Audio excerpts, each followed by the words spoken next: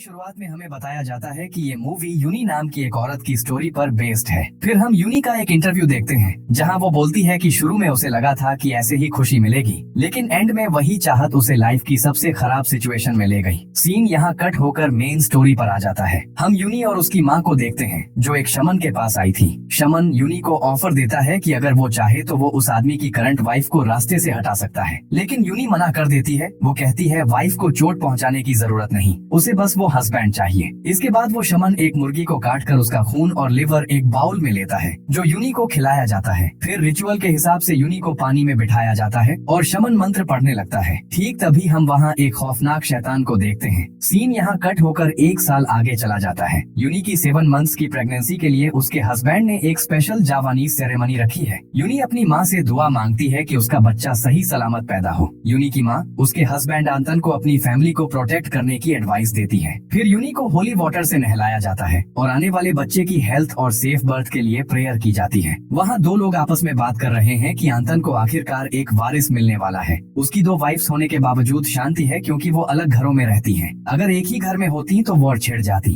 खैर, सेरेमनी के बाद गेस्ट्स चले जाते हैं। एक ओल्ड लेडी यूनी को केयरफुल रहने और ट्रेडिशनल रूल्स मानने को बोलती है ताकि उसका भी पहली वाइफ नूरी की तरह मिसकैरेज न हो जाए। प्रोग्राम के बाद थकी हुई यूनी को आंतन अंदर ले जाता है। तभी आंतन की पहली वाइफ नूरी वहाँ आ जाती है। नूरी यूनी के लिए अपने हाथों से बना खाना लाई है। यूनी बताती है कि प्रेगनेंसी की वजह से उसकी कमर में दर्द हो रहा है। नूरी अफसोस करती है कि 4 महीने में मिसकैरेज होने की वजह से वो कभी ये फील नहीं कर पाई। वो यूनी से दुआ मांगती है ताकि वो भी फिर से प्रेग्नेंट हो सके। मौसम खराब देखकर और बारिश के डर से आंतन नूरी को घर ड्रॉप करने का ऑफर देता है। नूरी पहले अकेले जाने की बात करती है पर बाद में मान जाती है। उनके जाने के बाद यूनी की माँ उसे नूरी को लेकर वार्न करती है। वो कहती है कि लोगों के दिल का हाल पता नहीं चलता, इसलिए नूरी पर हद से ज्यादा भरोसा करना ठीक नहीं होगा। यूनी नूरी को सपोर्ट करते हुए कहती है कि वो पहले से दोस्त हैं और नूरी ने खुद उसे शादी की परमिशन दी थी। लेकिन माँ सवाल करती है कि अगर यूनी नूरी की जगह होती तो क्या वो सौतन को ऐसे एक्सेप्ट कर पाती। आंतन नूरी को उसके घर ड्रॉप करके जल्दी निकलना चाहता है। नूरी इस बात से नाराज हो जाती है और कंप्लेन करती है कि आंतन उसे पहले जैसा टाइम नहीं देता। वो आंतन को उसके इक्वल राइट्स वाले प्रॉमिस की याद दिलाती है।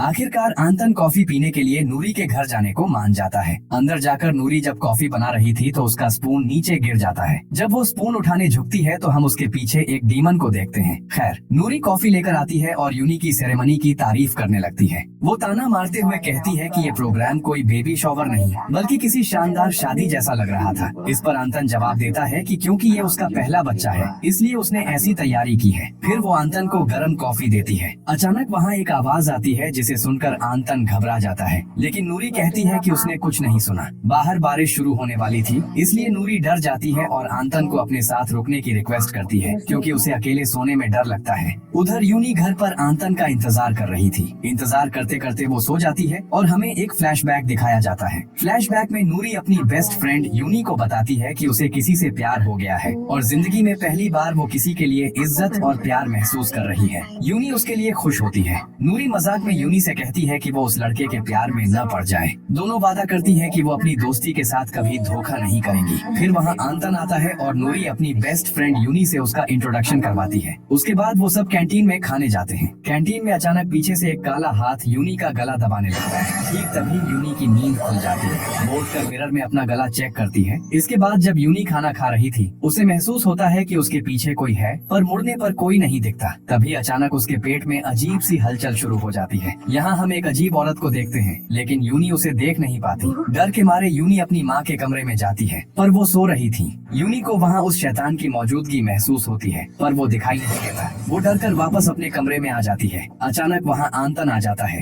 उसे देखकर यूनी नाराजगी से कहती है कि वो बस ड्रॉप करने की बात बोलकर गया था, लेकिन नूरी के घर इतना समय लगा दिया। तभी आंतन यूनी के पेट पर हाथ रखता है, लेकिन ये हाथ एक दानव का था और उसका व्यवहार भी अजीब लग रहा था। यूनी डरकर वहाँ से भागने की कोशिश करती है। तभी वो असली आंतन को घर आते हुए देखती है और वो पहले वाला आंतन गायब हो जाता है। आंतन के अंदर आते ही यूनी की माँ उसे देर से आने के लिए डांटती है। वो कहती है कि यूनी अभी प्रेग्नेंट है और इस वक्त उसे आंतन के साथ और देखभाल की बहुत जरूरत है। आंतन अपने व्यवहार के लिए माफी मांगता है। आंतन के जाने के बाद यूनी की माँ को वहाँ एक अजीब सी पोटली मिलती है। पोटली खोलते ही वो कांप उठती है क्योंकि उसमें काला जादू का सामान था। वो तुरंत बुरी शक्तियों को दूर रखने के लिए प्रार्थना करने लगती है। अगले दिन सुबह माँ यूनी को बताती है कि उन्हें अंदर से बहुत घबराहट हो रही है और दिल में कुछ बुरा होने का डर है। वो यूनी को चेतावनी देती है कि बहुत सावधान रहे और किसी भी बुरे संकेत को हल्के में न ले। ठीक तभी यूनी को उल्टी जैसा महसूस होता है। वो वॉशरूम जाती है और वहाँ खून की उल्टियाँ करने लगती है। हैरानी की बात ये थी कि उसकी उल्टी में खून के साथ नाखून भी थे।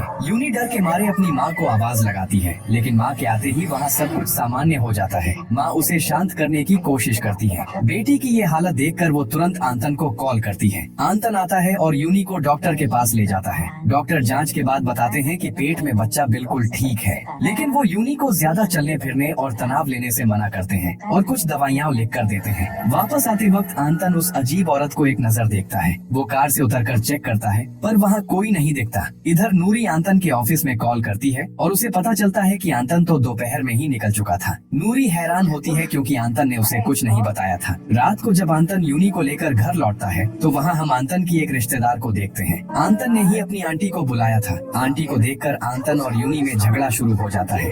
यूनी गुस्से में है कि आंतन उससे बिना पूछे उस औरत को घर ले आया। यूनी याद दिलाती है कि इस औरत ने शुरू से ही उनकी शादी को स्वीकार नहीं किया था। आंतन उसे शांत रहने को कहता है और कहता है कि वो यूनी की माँ की मदद करने आई है। यूनी दुख में कहती है कि दूसरी पत्नी होने की वजह से कोई उसे महत्व नहीं देता। इसी बीच नूरी आंतन को फोन करके पूछती है कि वो आ क्यों नहीं रहा, क्योंकि आज आंतन को नूरी के घर रुकना था, इसलिए वो तैयार होकर बैठी है। आंतन बताता है कि यूनी की तबीयत खराब है, इसलिए वो उसे छोड़कर नहीं आ सकता। नूरी निराश होती है पर मान जाती है। फिर नूरी फोन पर यूनी से बात करती है। वो उसकी सेहत का हाल लेती है और पौष्टिक खाना खाने की सलाह देती है। नूरी ये सब यूनी के लिए लाने का प्रस्ताव भी देती है। यूनी मना कर देती है, कहती है जरूरत नहीं, आंतन बाजार से सब ले आएगा। वो फोन आंतन को दे देती है। जब आंतन नूरी को सॉरी बोलता है तो नूरी अपना गुस्सा निकालने लगती है। वो कहती है कि आंतन की बार बार सॉरी सुनकर वो थक चुकी है। नूरी सवाल करती है कि पहली पत्नी होने के नाते उसमें किस चीज की कमी है जो आंतन उसे नजरअंदाज कर रहा है। फिर वो फोन रख देती है।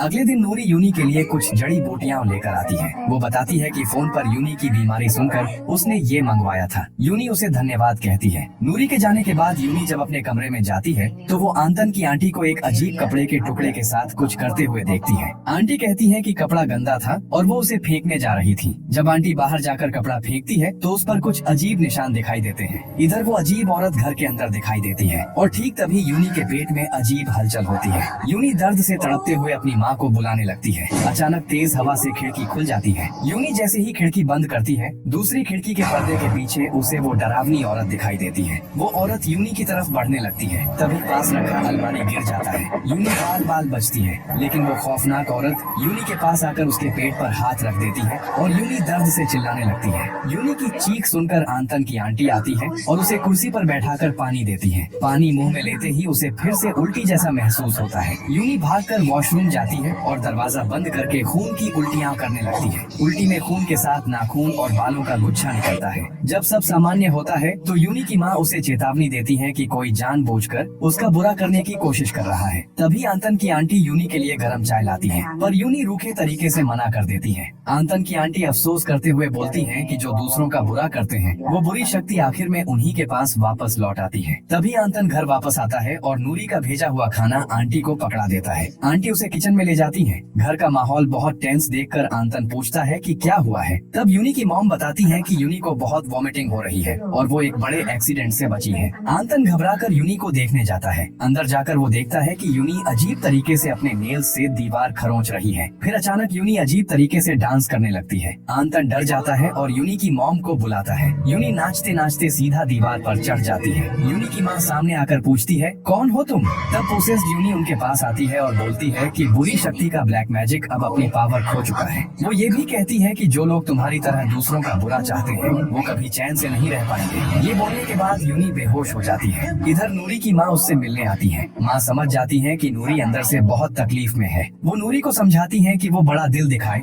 और आंतन की दूसरी शादी को दिल से मान ले। नूरी मानती है कि वो एक्सेप्ट करने की कोशिश कर रही है, पर एक औरत होने के नाते उसे बहुत दर्द हो रहा है। दूसरी तरफ यूनी की माँ उसी शमन के पास जाती है जो मूवी की शुरुआत में देखा था। शमन कंफर्म करता है कि यूनी पर बहुत पावरफुल ब्लैक मैजिक किया गया है। वो यूनी की सेफ्टी के लिए एक एम्यूलेट देता है और उसे अलमारी के ऊपर रखने को बोलता है। इधर नूरी की माँ उसे अपने साथ शहर चलने का ऑफर देती है, पर नूरी मना कर देती है। वो कहती है कि वो अभी भी आंतन के पहले जैसा होने का वेट कर रही है। माँ उसे वार्न करती है कि जबरदस्ती कुछ एक्सेप्ट करने के चक्कर में वो खुद को ज्यादा तकलीफ न दे। इधर यूनी की माँ घर आकर शमन का दिया हुआ एम्यूलेट अलमारी में रखती है, जिसे आंतन की आंटी देख लेती है। आंटी के जाने के बाद यूनी की माँ उस अजीब औरत की एक झलक देखती है। वो तुरंत दरवाजा खोलकर चेक करती है, पर वहाँ कोई नहीं दिखता। उधर वो शमन बैठकर कोई रिचुअल कर रहा था कि ठीक तभी वो अजीब औरत वहाँ पहुँच जाती है। वो औरत अपने बालों के गुच्छे को शमन के शरीर के एक तरफ से घुसाकर दूसरी तरफ निकाल देती है। मरने से पहले वो शमन उस औरत को न्यायी कहकर बुलाता है और उस बुरी शक्ति से माफी मांगता है, क्योंकि उसे अंदाजा नहीं था कि वो किसके सामने खड़ा है। इसके बाद वो न्यायी यूनी की माँ के पास आती है और उन्हें उठाकर पटक देती है। वो शैतान उनका गला दबाता है और तभी उसके मुंह से कुछ निकलकर यूनी की माँ के मुंह में घुस जाता है। माँ की चीख सुनकर यूनी दौड़कर आती है और देखती है कि उनकी हालत बहुत खराब है। वहाँ आंतन की आंटी को खड़ा देखकर यूनी गुस्से में उन्हें हटने के लिए चिल्लाती है। यूनी को लगता है कि माँ की इस हालत की जिम्मेदार आंटी ही है। जब आंटी माँ को बचाने के लिए किसी उस्ताद को बुलाने की बात करती है तो यूनी और भड़क जाती है। वो उस्ताद बुलाने से साफ मना कर देती है और डॉक्टर बुलाने की जिद करती है। वो सीधा आंटी पर इल्जाम लगाती है। गुस्से में वो खाला को घर से निकल जाने को बोलती है और अपनी माँ के आसपास भी भटकने से मना कर देती है। तब तक आंतन घर आ जाता है। वो यूनी को समझाता है कि बड़ों से बदतमीजी नहीं करनी चाहिए, लेकिन यूनी अपनी बात पर अड़ी रहती है। वो दावा करती है कि आंटी को शुरू से ही उनकी शादी पसंद नहीं थी, इसलिए अब वो ब्लैक मैजिक के जरिए उसकी माँ को नुकसान पहुँचा रही है। यूनी आंतन को भी वार्निंग देती है कि अगर उसकी माँ या बच्चे को कुछ भी हुआ तो इसका जिम्मेदार आंतन भी होगा। आंतन पूछता है कि अगर आंटी चली गई और माँ बीमार है तो यूनी का ख्याल कौन रखेगा। यूनी जवाब देती है कि उसे आंटी से ज्यादा नूरी पर भरोसा है और नूरी ही उसकी देखभाल करेगी। आंटी को ये बात बहुत चुभती है और वो बस इतना कहती है कि वो तो सिर्फ भला चाहती थी। इसके बाद एक डॉक्टर आकर यूनी की माँ को चेक करते हैं। वो बताते हैं कि शायद उन्हें स्ट्रोक आया है। कुछ मेडिसिन देकर वो कहते हैं कि अगर एक हफ्ते में सुधार नहीं हुआ तो उन्हें हॉस्पिटल ले जाना पड़ेगा। अगले दिन आंतन आंटी को विदा करता है। खाला उसे हिम्मत रखने को बोलकर चली जाती है। इसके बाद नूरी यूनी के घर आ जाती है। यूनी उसका वेलकम करती है। उस वक्त आंतन काम के सिलसिले में शहर से बाहर जाने की तैयारी कर रहा था। नूरी को देखकर वो रिलीफ फील करता है और उसे यूनी का अच्छे से ख्याल रखने की रिक्वेस्ट करता है। आंतन यूनी के पेट में बच्चे से बात करता है और उसे शांत रहने को बोलता है। यूनी आंतन से ये ट्रिप कैंसिल करने की बहुत जिद करती है, लेकिन आंतन बताता है कि काम बहुत जरूरी है, इसलिए जाना ही पड़ेगा। फिर वो उन्हें बाय बोलकर चला जाता है। आंतन के जाते ही यूनी के पेट में तेज दर्द शुरू हो जाता है। वो बताती है कि बच्चा बहुत तेज मूव कर रहा है। नूरी कहती है कि शायद बच्चा वक्त से पहले आना चाहता है। फिर यूनी नूरी को उसके रूम में ले जाती है। नूरी यूनी के पेट पर हाथ रखकर बच्चे से कहती है कि अब से माँ नूरी उनका ख्याल रखेगी। नूरी अपने रूम और मेहमान नवाजी से खुश होती है। जब यूनी अपनी बीमार माँ के लिए पॉरेज बनाने किचन जाने लगती है तो नूरी उसे रोक देती है। नूरी खुद खाना बनाने की जिम्मेदारी ले लेती है ताकि यूनी आराम कर सके। वो यूनी को समझाती है कि प्रेगनेंसी में ज्यादा सोचना या ख्याली पुलाव पकाना सही नहीं होता, क्योंकि ये अपशगुन माना जाता है। इसके बाद नूरी किचन में जाकर यूनी की बीमार माँ के लिए पॉरेज बनाने लगती है। अचानक यूनी देखती है कि वेजिटेबल्स काटते हुए नूरी ने अपनी उंगली काट ली है। ये देखकर यूनी घबरा जाती है और नूरी को आवाज देती है। तभी नूरी हाथ में नाइफ लेकर खौफनाक तरीके से यूनी की तरफ बढ़ती है और उसे स्टैब कर देती है। ठीक तभी नूरी उसे होश में लाती है और पूछती है कि क्या हुआ। नूरी फिर से याद दिलाती है कि प्रेगनेंसी में ज्यादा डे ड्रीमिंग करना या उल्टा सीधा सोचना अच्छा नहीं होता, लेकिन यूनी बुरी तरह डर चुकी है। इसके बाद वो दोनों किचन में जाते हैं। नूरी उसे चेयर पर बिठाकर खुद कुक करने लगती है। इस बार भी यूनी को लगता है कि नूरी नाइफ लेकर उसकी तरफ आ रही है, लेकिन थोड़ी देर बाद समझ आता है कि ये बस यूनी का वहम था। इस बार भी नूरी उसे शांत करती है। खैर, पॉरेज बनने के बाद यूनी अपनी बीमार माँ को खिलाने की कोशिश करती है। नूरी कहती है कि माँ को थोड़ी फ्रेश एयर चाहिए, इसलिए वो उन्हें लिविंग रूम में ले आती है। यूनी की माँ नूरी को देखकर बहुत ज्यादा डर रही थी। इसी बीच यूनी के पेट में फिर से तेज दर्द शुरू हो जाता है। नूरी कहती है कि वो शायद थक गई है, इसलिए वो उसके लिए एक हर्बल ड्रिंक बनाने चली जाती है। नूरी के जाते ही यूनी की माँ उसे कुछ बताने की कोशिश करती है, लेकिन कुछ बोल नहीं पाती। इसके बाद नूरी हर्बल ड्रिंक लेकर आती है। वो कहती है कि यूनी की माँ उसे देखकर ऐसे क्यों डर रही है, जैसे उन्होंने कोई भूत देख लिया हो। नूरी ये भी बोलती है कि इंसान भूत से ज्यादा खौफनाक होते हैं, इसलिए भूत से डरने की जरूरत नहीं। फिर वो यूनी को वो हर्बल ड्रिंक पिला देती है। सीन कट होता है और हम आंतन की आंटी को देखते हैं जो उस शमन के पास पहुंची थी। वो देखती है कि शमन बुरी तरह मरा पड़ा है। इधर यूनी की माँ रूम में फिर से उस न्यायी को देखती है। न्यायी कहती है लालची लोग हमेशा अपना वादा तोड़ते हैं। इसके तुरंत बाद न्यायी बदलकर नूरी बन जाती है। तब तक यूनी वहाँ आ जाती है और पूछती है कि क्या हो रहा है। नूरी उसे तसल्ली देती है कि वो बस माँ को मसाज दे रही थी। यूनी उसे थैंक्स बोलती है और नूरी रेस्ट करने चली जाती है। इसके बाद यूनी भी सोने चली जाती है। जैसे ही उसकी आंख लगती है वो बुरी शक्ति उसे हवा में उठा लेती है। उसके पेट में फिर से अजीब हलचल शुरू हो जाती है और ब्लीडिंग होने लगती है। यूनी डर और दर्द से चिल्लाने लगती है। जब वो शक्ति उसे छोड़ती है तो नूरी आती है और मदद करने का नाटक करती है। यूनी उसे बचाने की भीख मांगती है। नूरी उसे पकड़कर बेड पर ले जाती है और पानी लाने का बोलकर कमरे से निकल जाती है।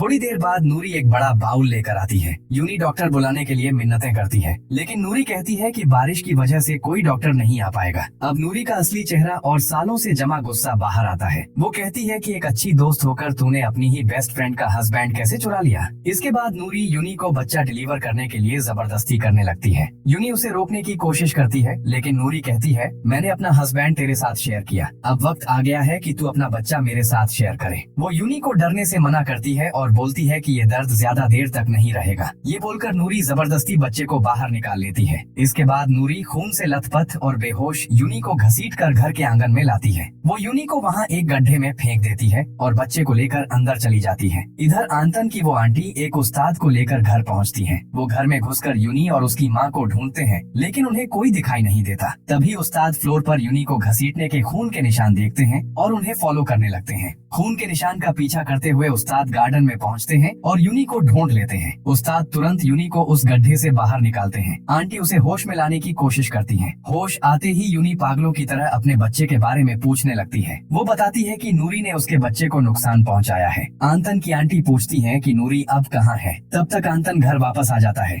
घर में घुसते ही खून के निशान देखकर आंतन पागलों की तरह यूनी को ढूंढने लगता है। वो दौड़कर गार्डन की तरफ जाता है जहां वो सब उसे मिल जाते हैं। आंतन यूनी को वापस घर के अंदर ले आता है। इसके बाद आंतन और उस्ताद नूरी के रूम के बाहर जाकर जोर जोर से चिल्लाने लगते हैं। जब नूरी दरवाजा नहीं खोलती तो आखिरकार वो दोनों मिलकर धक्का देते हैं और दरवाजा तोड़कर अंदर घुस जाते हैं। अंदर जाकर वो देखते हैं कि नूरी उस बच्चे का सैक्रिफाइस देकर एक रिचुअल कर रही है। नूरी कहती है कि अगर वो आंतन को पूरी तरह अपना नहीं बना पाई तो यूनी भी कभी आंतन को हासिल नहीं कर पाएगी। ठीक तभी न्यायी नूरी को पोसेस कर लेती है और वहाँ से गायब हो जाती है। उस्ताद नूरी का पीछा करते हैं और आखिरकार उसे ढूंढ लेते हैं। क्योंकि नूरी पोसेस्ड थी, वो न्यायी की मदद से उस्ताद पर कई बार चुपके से हमला करती है, लेकिन उस्ताद इन हमलों को डट कर रोकते हैं और आखिर में न्यायी को नूरी की बॉडी से बाहर निकालने में कामयाब हो जाते हैं। नूरी वहाँ से निकलकर सीधा यूनी को मारने की कोशिश करती है। जैसे ही नूरी नाइफ उठाती है, आंतन बीच में आ जाता है और वो नाइफ सीधा आंतन के चेस्ट में स्टैब हो जाता है। आंतन वहीं मर जाता है और नूरी वहाँ से भाग जाती है। असल बात ये थी कि यूनी ने नूरी के हस्बैंड पर ब्लैक मैजिक करके उससे शादी की थी। नूरी ने ऊपर से तो इस रिश्ते को मान लिया था, लेकिन दिल से वो कभी एक्सेप्ट नहीं कर पाई थी। इसलिए वो यूनी और उसके बच्चे को मारकर आंतन को वापस अपना बनाना चाहती थी, लेकिन एंड में आंतन ही मारा जाता है। सीन अब यूनी के इंटरव्यू पर आता है। यूनी अफसोस करते हुए कहती है कि उसने कभी सपने में भी नहीं सोचा था कि इन सब का अंजाम इतना बुरा होगा। आंतन उसी रात मारे गए और नूरी को भी उस दिन आखिरी बार देखा गया था। इसी के साथ ये मूवी खत्म होती है।